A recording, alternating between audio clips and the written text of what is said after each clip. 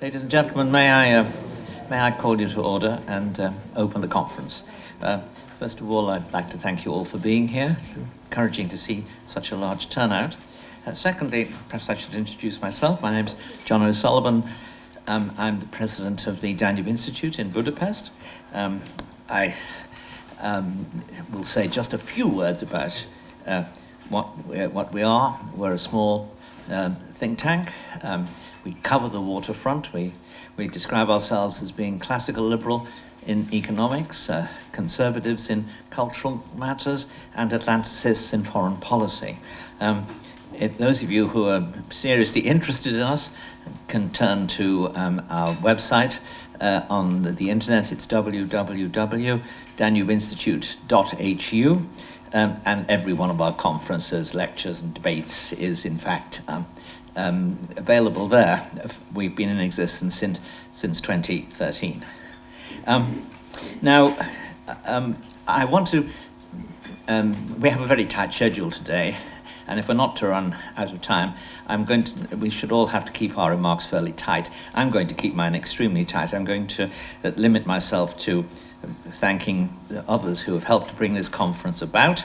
I think I don't need to give some initial remarks about the questions we're discussing, because very kindly the Catholic Herald made those remarks. What in effect was the front page story of the current issue, and those of you who are seriously interested in my personal ideas on this question would be well advised to approach Damien Thompson, the editor-in-chief, who's here and speaking later.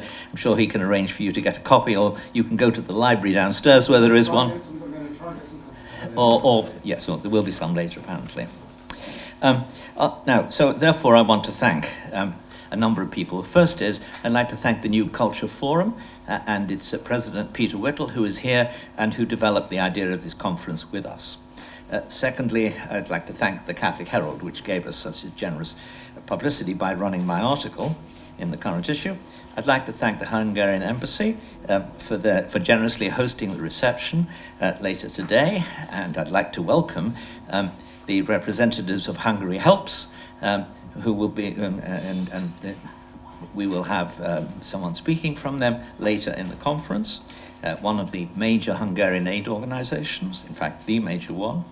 I'd like to thank myself and my wife, really, because we are the International Reagan-Thatcher Society, which gave us a modest amount of money to help bring some foreign speakers over. You will hear about us later, I hope, in the world press. I would like particularly also to thank the Reform Club. I have been a member. In 2 years' time, I will have been a member of this club for 50 years. It surprises me. And when I joined, I was unemployed. I remember saying my proposal, what are you going to put down for occupation? And he said, freelance journalists, they won't check. And I said, freelance journalists always check. They can't afford to make a mistake. Anyway, and finally, I'd like to thank the distinguished speakers, all of whom I think are truly worth your attention, time and attention. I'm not going to give long introductions nor are my colleagues in the chair, and none of us are going to give long introductions to the speakers. We have given you an account of what each of them has achieved in life. All are distinguished, all will be interesting. And that leads me now to introduce our first speaker, David Alton. Lord Alton, I first knew about because I'm from Liverpool, and he won surprisingly a seat, I think, for the Liberal Democrats, for the Liberals way back in when I was a young Conservative, actually. I remember I'd canvassed that area, which he took from Labour in a dramatic by-election victory. As a member of the House of Commons and more recently of the Lords, he has been a consistent, principled and brave defender of people suffering from persecution, persecuted Christians in particular, but not only them. He was very active in the movement to assist persecuted Democrats in the closing days of the Soviet Union. He became, I didn't mention this, he was the youngest member of the House of Commons when he was elected, which explains his extraordinary youth today. But his motto on the coat of arms is taken from the book of Deuteronomy, choose life. He is someone who has earned your respect and attention long before he stands up today, but he certainly is going to interest all by his remarks. David.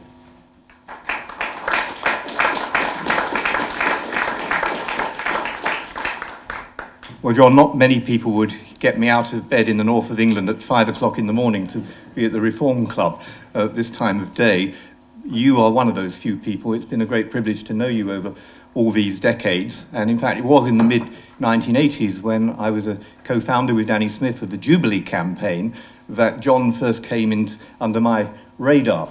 And Margaret Thatcher, whom John has referred to, was one of the patrons of Jubilee campaign in Parliament. People like David Campanale, who now is with the BBC World Service and is here today, worked for me at that time, and we established Jubilee in Parliament with over 100 members of Parliament supporting people who were being persecuted for their faith in the former Soviet Union. So John has lots of things in common with me, not least Liverpool. And I started my day in the north, so let me start my remarks in the north, because in 1896, at the age of 87, William Ewart Gladstone made his last public speech. At Liverpool's Hengler's Circus, before an audience of 6,000 people, he described what he called the monstrous crime of the massacre of 2,000 Armenians. The Hamburger Nachrichten responded, I quote, "For us Germans, the sound bones of a single Pomeranian German grenadier are worth more than the lives of 10,000 Armenians." 19 years later, 1.5 million Armenians were murdered in a genocide still unrecognized as such by the United Kingdom, let alone by Turkey. In 1933, the Jewish writer Franz Werfel published The 40 Days of Musadag, a novel about the Armenian genocide. Werfel's books were burnt by the Nazis, no doubt to give substance to Hitler's famous remark, "Who now remembers the Armenians?"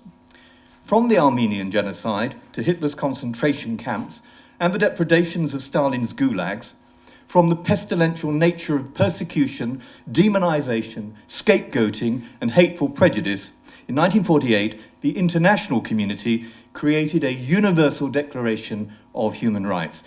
It emerged from the warped ideologies that elevated nation and race, insisting on 30 foundational freedoms. Article 18 specifically proclaimed the right to believe, not to believe, to manifest belief, or to change belief. Everyone, it said, has the right to freedom of thought, conscience, and religion. This right includes freedom to change his religion or belief, and freedom either alone or in community with others, and in public or private, to manifest his religion or belief in teaching, practice, worship, and observance. Now, understanding how these prized rights have been won, understanding the interaction of religions with one another and with the contemporary secular world, understanding authentic religion and the forces that threaten it, is far more of a foreign affairs imperative than ever before.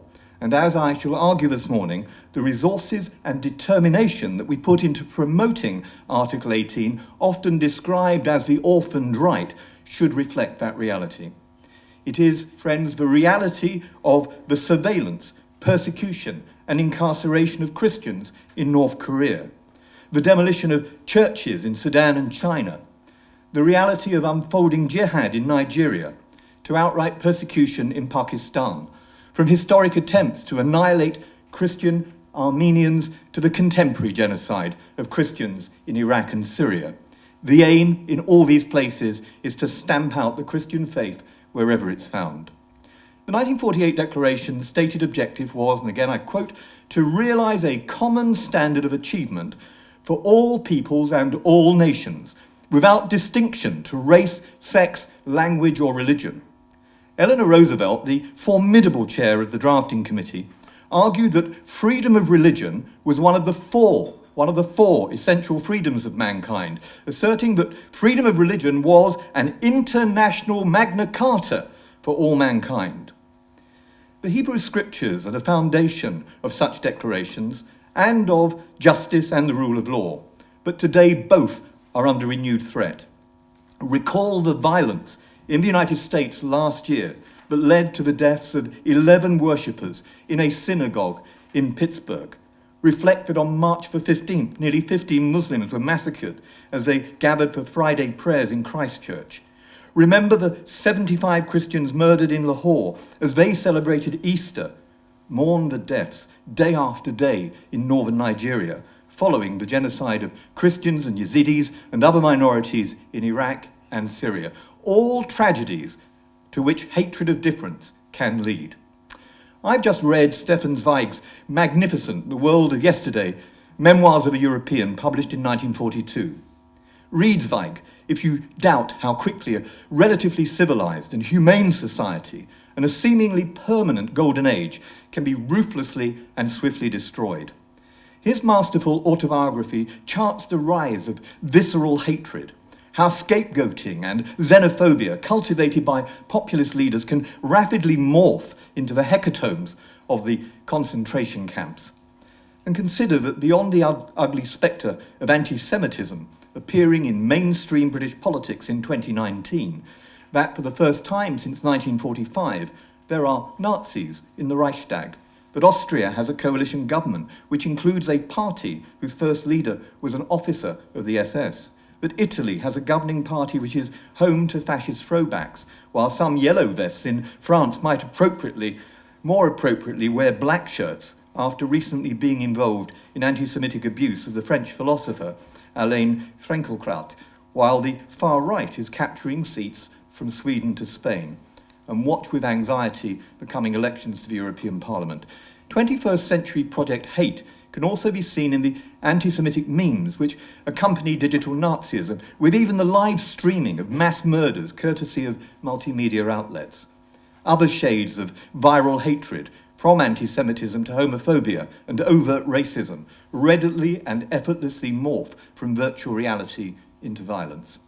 In his autobiography, Zweig wrote this: "Man was separated by man on the grounds of absurd theories of blood, race, and origins." And so, friends, it is again today. Zweig said, "The greatest curse brought down on us by technology is that it prevents us from escaping the present even for a brief time. Previous generations could retreat into the solitude and seclusion when disaster struck. It was our fate to be aware of everything catastrophic happening anywhere in the world at the hour and the second when it happened, and that was in the 1940s. Now it's live streamed and in every living room and on every mobile device within seconds, including pre-arranged broadcast of mass shootings, St. Bartholomew's Eve's massacres, courtesy of Facebook and Google. ISIS has used social media to express its genocidal intent and in its recruitment, propaganda newsletters and videos. The crucifixion and death of one young man, crucified for wearing a cross, was boastfully posted on the internet. From the same town, local girls were taken as sex slaves.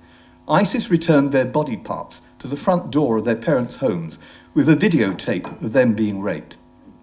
The internet is a new tool in the hands of dictatorships and non-state ideologues, intensifying the persecution of minorities. But not just there. In China, the state uses digital technology to promote its atheistic opposition to religion, but also to collect data against the observant religious adherent, whom they see as a threat to their hegemony. In Russia, subversion of the internet is used to manipulate opinion and to traduce opposition. And there's a direct correlation between freedom of religion or belief and censorship, Articles 18 and 19 of the UDHR. There are 44 countries worldwide that control and censor the internet, and the 5 worst offenders are Saudi Arabia, China, Vietnam, Yemen, and Qatar, while North Korea, of course, completely bans the internet. But the devil doesn't have to have all the good tunes. And just as the Gutenberg revolution of the printed word opened the pages of the Bible, the web can also be a place where faith is shared and human dignity and human rights promoted. For good or bad, it reaches every corner of the globe and makes ever more urgent the challenge for religious leaders to use it to promote respect for difference and to better understand how their scriptures and teachings can be rapidly disseminated and distorted to sow division and hatred. In 1942, in a presentiment of what lay ahead, Zweig also remarked in these words, we are none of us very proud of our political blindness at that time, and we are horrified to see where it has brought us.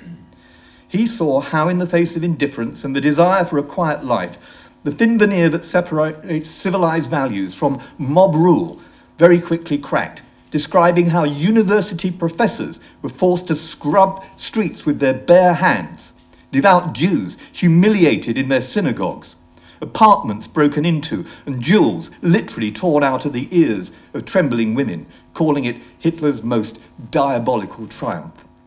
Today, persecuted faith-led communities should be natural allies of secularists in combating neo-Nazis, but deeply intolerant liberal voices so despise religion that they seek to eliminate it from political discourse and from the public square. They both need to defend plurality and difference of religion and belief. Dag Hammarskjöld, a Christian who served as Secretary General of the United Nations from 1953 to 1961, didn't try to hide his beliefs. He said, God does not die on the day when we cease to believe in a personal deity, but we die on the day when our lives cease to be illumined by the steady radiance, renewed daily, of a wonder, the source of which is beyond all reason. And he said this of the United Nations, it wasn't created to take mankind into paradise, but rather to save humanity from hell. Friends, with the loss of 100 million lives, hellish ideologies made the 20th century the bloodiest century in human history. It produced the four great mass murderers, Mao, Stalin, Hitler, Pol Pot, all united by their hatred of religious faith and of liberal democracy. Now in the 21st century, new forms of ideology, some claiming a religious identity and legitimacy, have unleashed new forms of slaughter. And although the UDHR has acquired a normative character within general international law, there has never been universal approbation of Article 18, and the right of freedom or religion or belief remains a contested principle. Article 18, a key human right, and yet it's under attack in almost every corner of the world, and liberal voices are strangely silent. When first adopted by the United Nations General Assembly, the 8 abstentions included Saudi Arabia and the Soviet Union. Saudi Arabia argued that there was a conflict with Sharia law. But in 1948, Muhammad Ali Jinnah's Pakistan believed that there was compatibility with Islam. Although, as I saw during a visit to Pakistan with my friend Maurice Johns, who's here today, last November, we saw how it's often honoured only in the breach. And given this week's decision by Brunei to impose Sharia law, we can see that it isn't just Pakistan that is wrestling with this issue of how compatible Article 18 is with domestic law.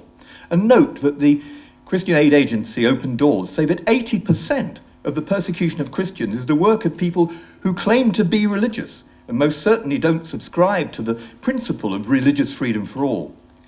Repeating history, initial indifference to prejudice and discrimination, made worse by religious illiteracy, does rapidly morph into violence and persecution, and then into crimes against humanity and even genocide. 84% of the population of the world has a faith, please note. A third are Christian. But according to Pew Research Center, 74% of the world's population live in countries where there are violations of Article 18, often at the hands of Islamists or of Marxists. 2.4 billion people live in the Commonwealth. We're just down the road from the headquarters of the Commonwealth Secretariat.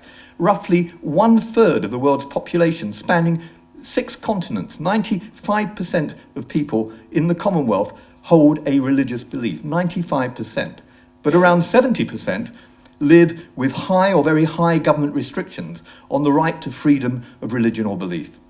Worldwide, in every country where there are violations, an estimated 250 million Christians are persecuted, with 24 of the 37 Anglican provinces in conflict or post-conflict areas. Now, although Christians are persecuted in every country where there are violations of Article 18, from Syria to Iraq to Sudan, Pakistan, China, Eritrea, Nigeria, Egypt, Iran, North Korea, and many other countries, Muslims and others suffer too, not least in the Sunni-Shia religious wars, so reminiscent of the 17th century. In Burma, Buddhists have turned on Muslims. I visited a village where the mosque had been burnt down the night before. I had a meeting with Aung San Suu Kyi. Those Muslim villagers had been driven out of their village, where they'd lived for generations alongside their Buddhist neighbours. In Rakhine State, the Rohingyas have been subjected to appalling brutality, but so have the Christian Kachin. And on that note, how good it is to see my illustrious and long-standing colleague who's visited those areas, Baroness Cox, coming into the room. But now Burma also proposes to restrict interfaith marriage and religious conversions. Think, too, of the more than 1 million Muslim Uyghurs who are detained in re-education camps in President Xi's China, so reminiscent for me of Stalin's gulags. Article 18, though, is also about the right not to believe. Think of Raif Badawi, the Saudi Arabian atheist and blogger, sentenced to 1,000 public lashes for publicly expressing his atheism, described by the United Nations as a form of cruel and inhumane punishment. Or Alexander An, imprisoned in Indonesia for 2 years after putting up on his Facebook site that he didn't believe in God. And the situation is getting worse. In 2018 in Parliament, I hosted the launch of the Aid to the Church in Need biannual report on global religious freedom in 196 countries. In 38, it found evidence of significant religious freedom violations, and in 18, including Eritrea, North Korea and Saudi Arabia, it has worsened. I also attended the launch of Open Doors 2018 World Watch List. It reports that over 3,000 Christians were killed for their faith during that reporting period. It identified 50 countries where it's the most dangerous to be a Christian, and it listed the countries where over 200 million Christians experienced, in their words, a high level of persecution or worse. Or think of the Foreign and Commonwealth Office's own 30 priorities country list. It's detailed in their Human Rights and Democracy report. Of those, 24 are ranked on the 2018 World Watch list. In the face of all this, Aid to the Church in Need says that there is a curtain of indifference. It calls to my mind the words of that great Pole, Sir Maximilian Kolbe, murdered by the Nazis at Auschwitz, who said, "The deadliest poison of our times is indifference." It was Jonathan Sacks, our former chief rabbi, Lord Sacks, who says this: "Religious freedom is about our common humanity, and we must fight for it. We're not to lose it. This, I believe," he says, "is the issue of our time." He says, "I'm appalled at the lack of protest it has evoked." That indifference is fed by ignorance. As the BBC's courageous chief international correspondent, Lise Doucette, says, "If you don't understand religion, including the abuse of religion, it's becoming ever harder to understand our world." Now, in a valiant attempt to understand the relationship between foreign policy and religion, the Foreign Secretary has established an inquiry into the persecution of Christians. Welcome though this is, it will be incapable of radically altering the appalling treatment of Christians unless it has within its mandate the Department for International Development's aid policies and the Home Office's asylum policies, both currently excluded from the inquiry's mandate. Let me give some examples and describe how indifference to discrimination can lead to persecution and then on to outright genocide.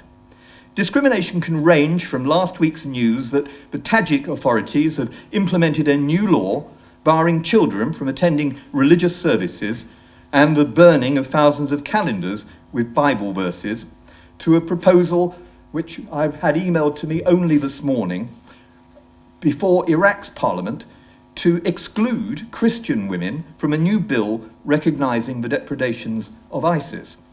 Religious discrimination in a country like Eritrea leads to 5,000 people every month, a total of 350,000 people. That's 10% of a small country's population fleeing the country.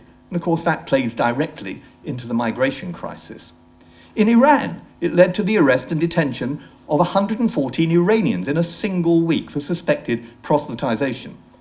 It's illegal to preach or to convert, and you can spend decades in prison in a place like Evin if you do. Evin is known as the black hole of evil, where torture and abuse are commonplace. The Iranian constitution theoretically permits worship, but not for converts. In November last, ITN News reported on the handfuls of Iranians trying to make it to England in small boats, reporting that most that they spoke to were Christian. Some had recently converted from Islam.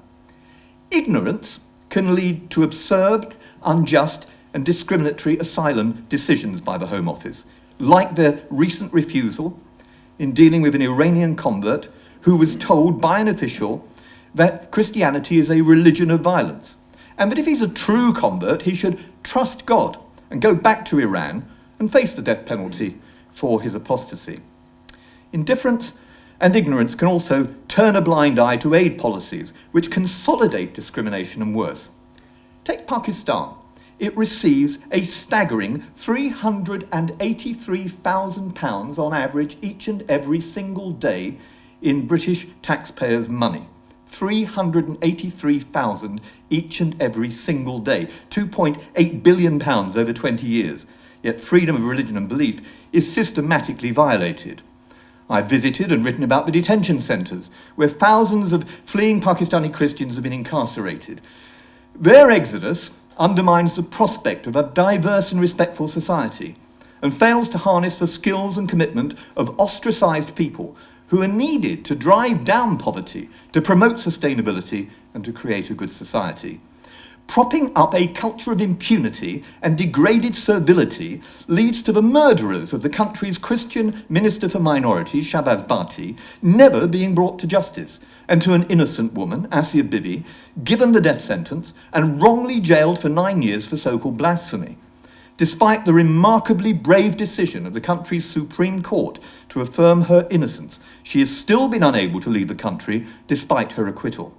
When I called for her to be offered by the Home Office asylum in the United Kingdom, Dr. Taj Hage, a Muslim imam based in Oxford, courageously wrote to the Telegraph, demanding that Asia Bibi be given asylum here, and spoke, his words, of the deafening silence from British people of Pakistani origin and of, his words, our collective shame in not preventing her cruel incarceration.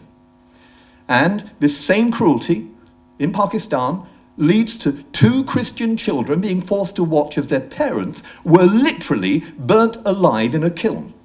If a country can't bring to justice the killer of a government minister, what chances do these children have of seeing their parents' murderers brought to justice? In Pakistan, Maurice and I heard testimonies of abduction, rape, the forced marriage of a 9-year-old, forced conversion, death sentences for so-called blasphemy.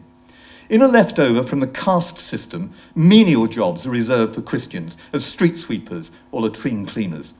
I recently raised with the government the case of a 13-year-old child excluded from a classroom because he touched the water supply in that classroom. He was beaten, and his mother was told he had no place in that school because he was only fit for menial and degrading jobs. Such prejudice is reinforced by school textbooks funded by Saudi Arabia and compulsory Quranic teaching in Punjab, which demeans and stigmatizes minorities. In November, we visited some of the colonies, the ghettos, on the periphery of cities like Islamabad. Here, Pakistan's Christians live in festering and foul conditions without running water or basic amenities. Think of South Africa's apartheid shanty towns, but without the attendant mass movement of protests by the left. Dirt floors in shacks without running water or electricity, little education or health provision, squalid and primitive conditions which are completely off the DFID radar. No UK funds are targeted specifically at these persecuted minorities. And when you question ministers, they answer with these words in a parliamentary reply: we do not collect disaggregated population data on minority groups. Well, why not? These are inevitably the most vulnerable of the vulnerable, but for DFID, ignorance is bliss. When I asked about child labour from religious minorities in Pakistan, I was told, quotes, child labour is widespread in Pakistan, but there is a severe lack of data on the issue. That's the data they don't collect. Although they will now undertake a survey, quotes, the information will not be broken down by religious status. Nor do they collect data on the girls from minorities who've been raped, forcefully converted, and married against their will. At least 1,000 women belonging to religious minorities, some of them minors, have been abducted, forcibly converted, and very often married to those same abductors. From the very poorest sectors of society, they are easy targets for the perpetrators of sexual violence, while the law enforcement agencies often show little or no interest in helping aggrieved parents to register a police case against kidnappers. Even if the case reaches the courts, the abducted are threatened and told that if they tell the court about their kidnappings, their parents and their siblings will be killed, forcing them to admit in the court that their conversion was voluntary. In the past few weeks, there have been at least 6 such cases, which I've drawn to our government's attention. These include a 13-year-old girl, Sada Masi, who was kidnapped, forcibly converted, and married on the 6th of February in Punjab. On the 20th of March, 2 teenaged Hindu girls, Reena, aged 15, and Ravina, aged 13, were similarly kidnapped, forcibly converted, and married within a matter of hours in Sindh. The kidnappers were married already, with children, but that didn't prevent them from forcibly marrying these girls too. In the worst cases, after sexual and physical abuse, the kidnappers sell the girls into slavery and send them to the brothels. And then there is Pakistan's corruption. After government bureaucracy and poor infrastructure, the World Economic Forum identifies corruption as the 3rd greatest problem for companies doing business in Pakistan. I recently raised the case of the £41 million Khyber Pakhtunkhwa education sector programme amidst allegations of ghost schools and phantom projects. Corruption affects all Pakistanis, but it disproportionately affects vulnerable populations, the poor, women and religious minorities. The Dalit Solidarity Network are right to recommend that DFID should prepare vulnerability mapping tools, inclusion monitoring tools, and methods for inclusive response programming. It is a disgrace that when Christian churches and NGOs seek funds, DFID says no because they are religion blind. Paradoxically, Muhammad Ali Jinnah, Pakistan's illustrious founder who called to the bar here at Lincoln's Inn, said that the country's minorities should be given equal citizenship. He even insisted that the white in the nation's flag should represent the country's minorities. And in that same tradition, Salman Taseer, the Muslim governor of the Punjab, a friend of Shahbaz Bhatti, and also assassinated for speaking out on behalf of Asia Bibi, once said this: "My observation on minorities, a man or nation is judged by how they support those weaker than them, not how they lean on those stronger." In honouring the memory, then, of Jinnah, Bhatti and Taseer, Britain needs DFID to ensure that at least some of the £383,000 we pour into Pakistan every day reaches the persecuted minorities, while the Home Office needs to reassess its country classification and admit that discrimination is not a word that does justice to the systematic persecution of Christians in Pakistan. DFID should also look at the work and reflect on the work of Professor Brian J. Grimm into the link between religious freedom with diversity and prosperity.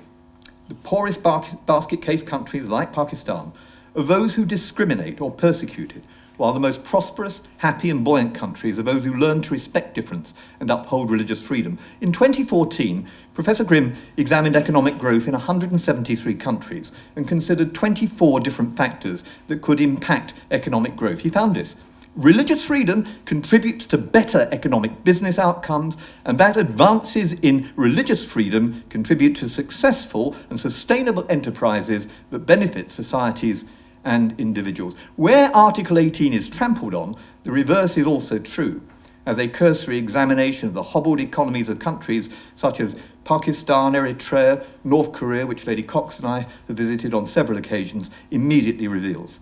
Driving out talented, committed minorities deprives a country of talent, but also adds to the global migration crisis. United Nations High Commission on Refugees says that 44,400 people flee their homes each and every single day. I repeat, 44,400 people flee their homes each and every single day. They say that 68.5 million people are currently displaced worldwide. Yet, like DFID, the Home Office refuses to examine the link between fleeing asylum seekers and religious persecution. Across departments, the government repeatedly says it is religion blind, but in practice, it's actually religion averse, and its policies result in further discrimination and persecution. By way of example, in the first 3 months of 2018, out of 1,112 Syrian refugees who were given the right to enter the United Kingdom, not one single one of them was a Christian. Rank discrimination, though, as I've argued, also morphs into persecution. Think of Miriam Ibrahim in Sudan, a young mother of two who was charged and sentenced to death for apostasy and also to 100 lashes.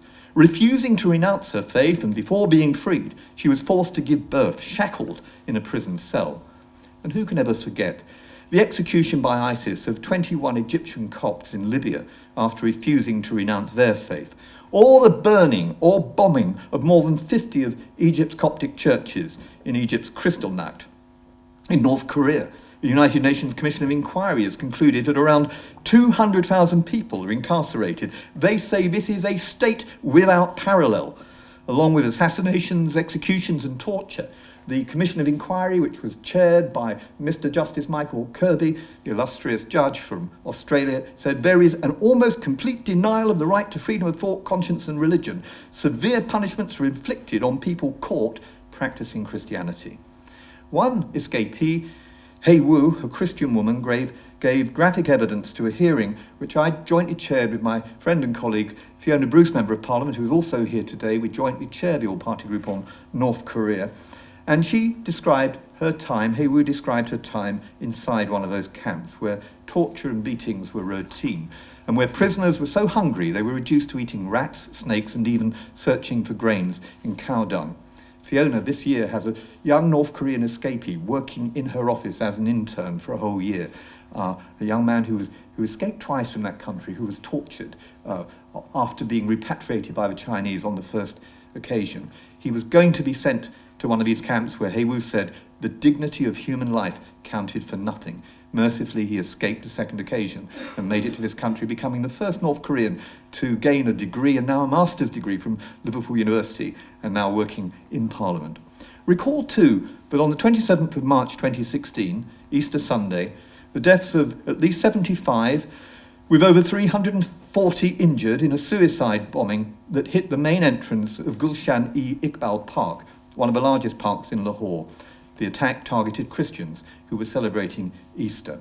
We see Christians like them, but like Asia Bibi, sentenced to death for blasphemy, Christians burned in brick ovens with their children forced to watch, girls abducted and enslaved. But the Home Office say this isn't persecution. We've seen Yazidis hunted down and trampled on Mount Sinjar, their women raped and turned into sex slaves, but the government still refused to call this genocide. From the Philippines to Syria and Iraq, we've seen churches, synagogues, mosques and ancient cultural monuments and graves bombed or dynamited with attempts to erase memory, belief, tradition and a whole people's story. And now, a new tragedy is unfolding in Nigeria, Africa's most populous country, where indifference to discrimination and a failure by this country's government to admit to the ideological nature of the wave of violence is having devastating consequences. The Foreign Office insists that it's simply down to a squabble between herders and farmers. What do you call it when 1 year ago Boko Haram seized a 15-year-old girl named Leah Sharibu? They refused to release Leah because she rejected their demand that she renounce her faith and convert to Islam. Supported with funds and weapons from outside Nigeria, in just one weekend, Fulani militia killed more than 200 people, mostly women and children, in sustained attacks on 50 villages, localised squabbles or a ruthless ideology. Last year I led a parliamentary debate, which Lady Cox and I participated in which we described events over just 3 days. 140 people were killed in carnage in Benue State. Later in that month, during early morning mass, militants in Makurdi killed 2 priests and 17 members of the congregation. The local chapter of the Christian Association of Nigeria recently revealed that since 2011, herdsmen have destroyed over 500 churches in Benue State alone. During many of these well-planned attacks by Fulani militia, they're often reported by survivors to have been shouting Allahu Akbar. The spokesman said, "It is purely a religious jihad in disguise," another that it's a campaign of ethno-religious cleansing. But are we listening? Armed with sophisticated weaponry, including AK-47s, and at least in one case a rocket launcher and rocket-propelled grenades, the Fulani militia have murdered more men, women and children in 2015, 16 and 17 than even Boko Haram, destroying, overrunning and seizing property and land and displacing tens of thousands of people. This is an organised and systematic campaign of targeted attacks. The Foreign Office needs to ask, from where do this group of nomadic herdsmen get such sophisticated weaponry? As in Darfur, which I visited, and where I saw the attacks of a Janjaweed, right across the Sahel, there have often been disputes between nomadic herders and farming communities over land, grazing and scarce resources, and occasionally there have been retaliatory attacks. But the stark asymmetry and escalation of attacks by well-armed Fulani herders upon predominantly Christian farming communities is fueled by radical Islamist ideology. The UK and other governments remain in denial about this. In March, the Reverend Joseph Baturi Fidelis of the Diocese of Maiduguri in northeast Nigeria said, "Nigeria today has the highest levels of Islamist terror activity in the world. Our country is, so to speak, the future hope of Islamist fundamentalists." Archbishop Kaigama of Jos, the capital of Plateau State, says Fulani gunmen exhibit a new audacity, and the Archbishop of Abuja has warned of territorial conquest, ethnic cleansing, and said the very survival of our nation is at stake.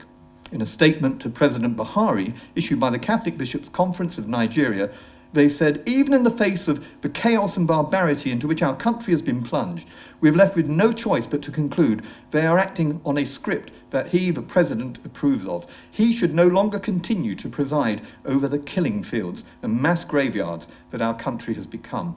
That's an awesome statement from a bishops' conference, while the respected former Army Chief of Staff and Defence Minister, whom I've met, Lieutenant General Danjuma, says the armed forces have not been neutral, they collude. In the ethnic cleansing in riverine states by Fulani militia, he insisted that villagers must defend themselves because depending on the armed forces will result in them dying, one by one.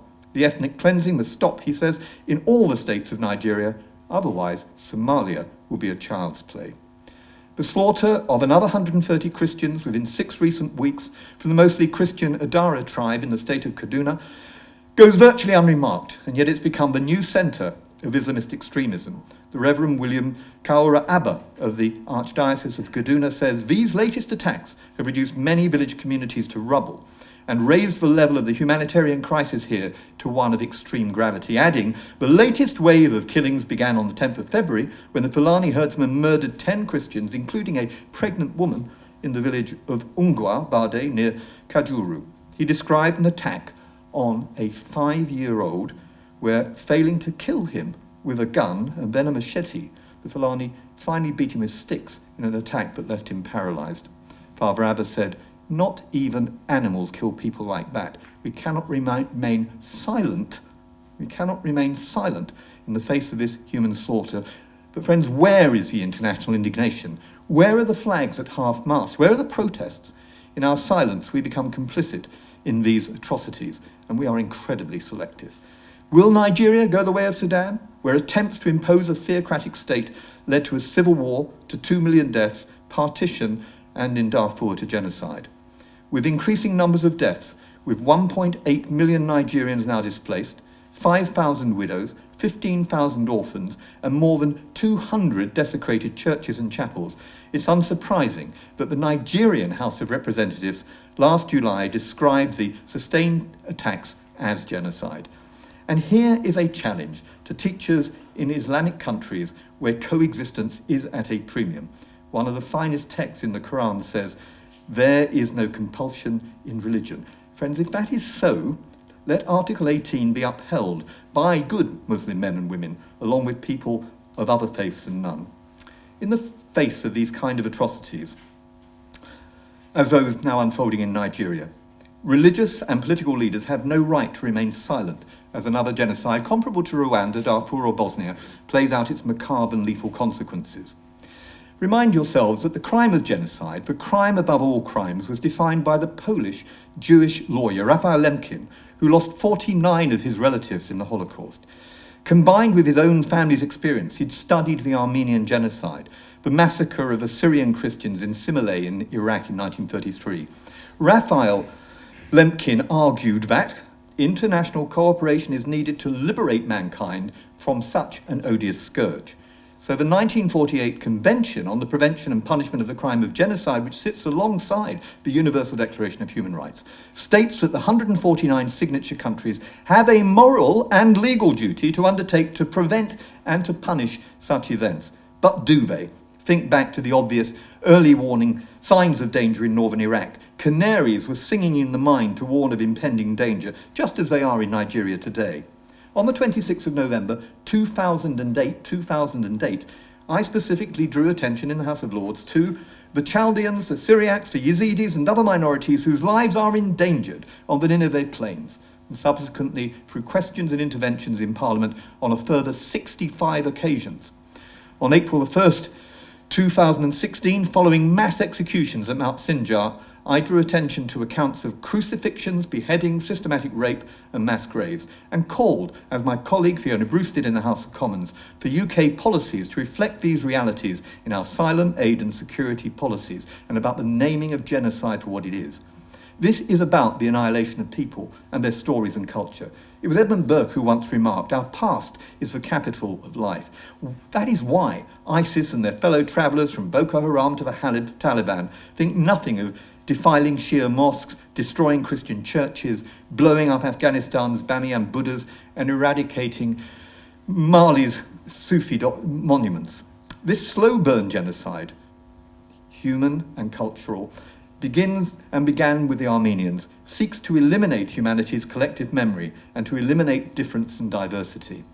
And this is not to exaggerate. In 1914, Christians made up a quarter of the population of the Middle East. Now they are less than 5%.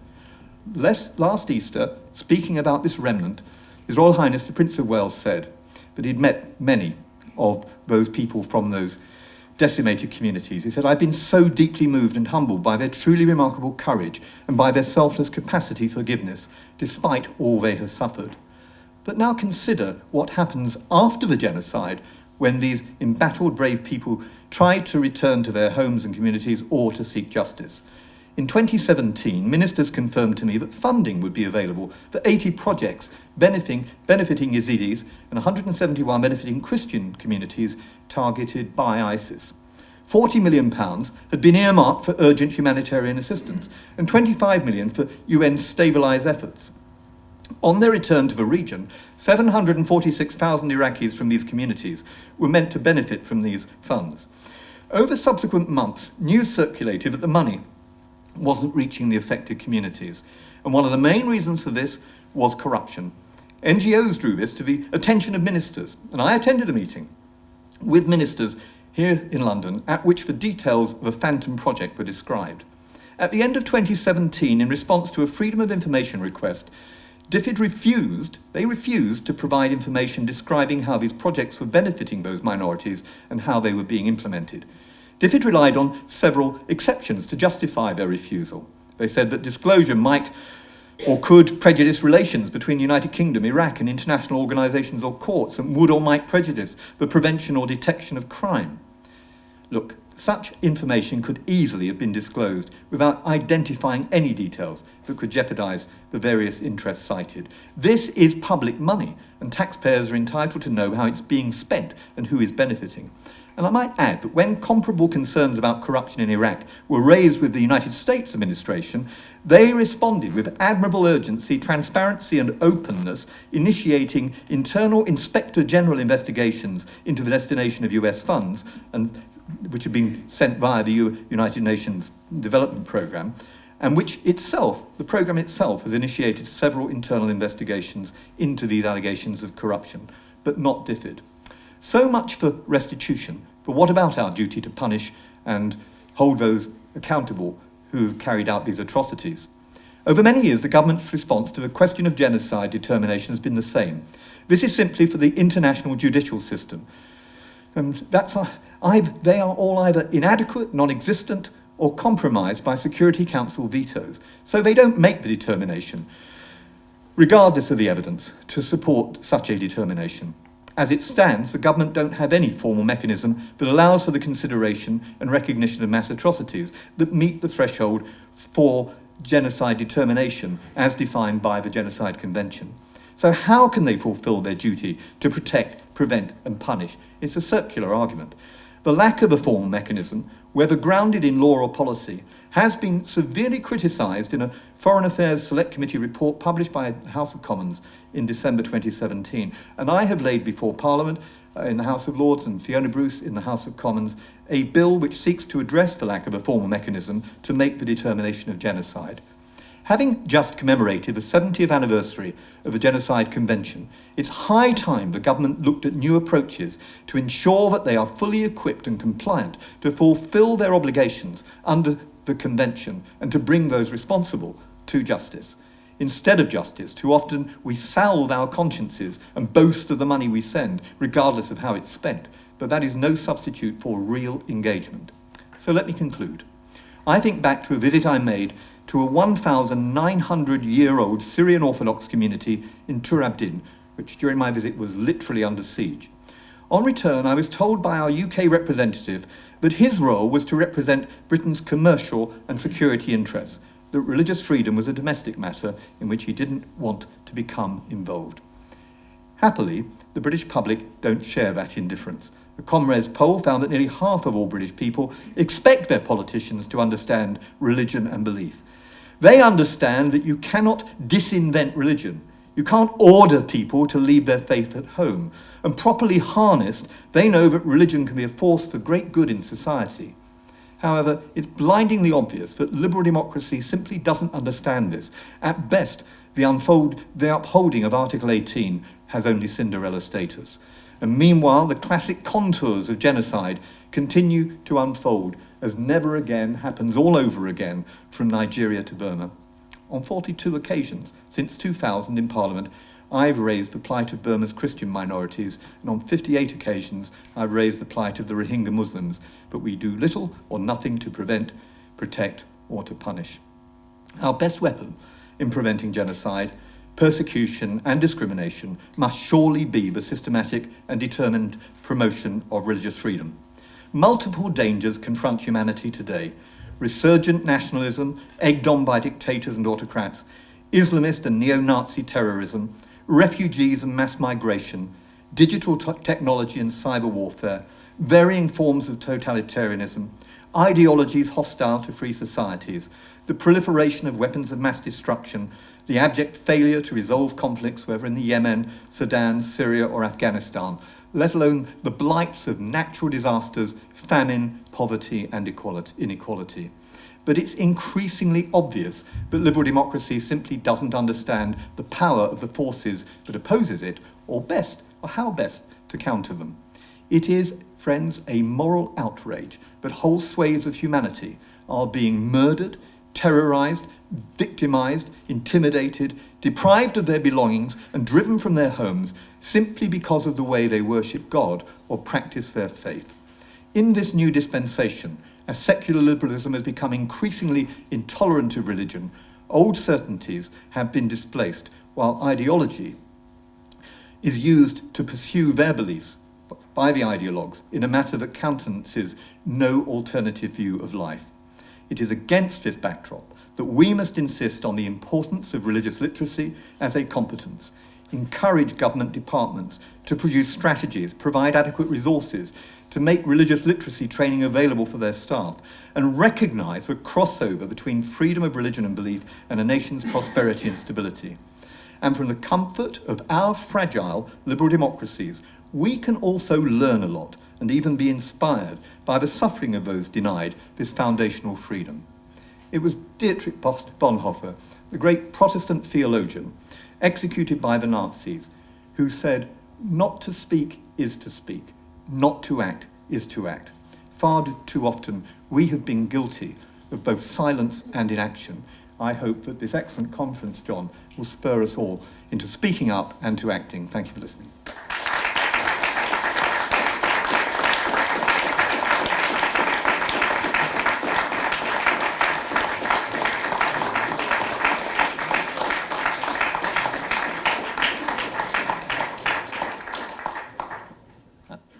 Ladies and gentlemen, that was a remarkable speech. I think the normal words of praise don't do it quite justice, because it aroused extraordinary indignation as well as appreciation in the audience. And I'm I think, an extraordinarily moving speech. Thank you very much indeed, David. I think you entered politics as a bearer of what I think many people would have thought old-fashioned Gladstonian Christian liberalism. You've been its faithful servant all that time in Parliament and outside in the world. And I'm very grateful to you today because I think you have brought home to the audience at the very beginning that the nature, the depth, and in a sense the diversity of the problems facing us. Thank you very much indeed. I'm now going to, we won't take questions, we have a tight schedule, we'll have a very brief break while the furniture is rearranged. I'd like to just mention, thank one or two people for being here, whom due to the fact that I left my distance spectacles in Budapest, I didn't see right away. But we have, as a guest here today, the Hungarian ambassador, Krzysztof Zelay Bobanitsky, and welcome. Thank you. And we also have several members of parliament, I think, and including a Hungarian member of parliament who is the head of Hungary Helps, and also the. Thank you very much. Well, unless I'm given instructions.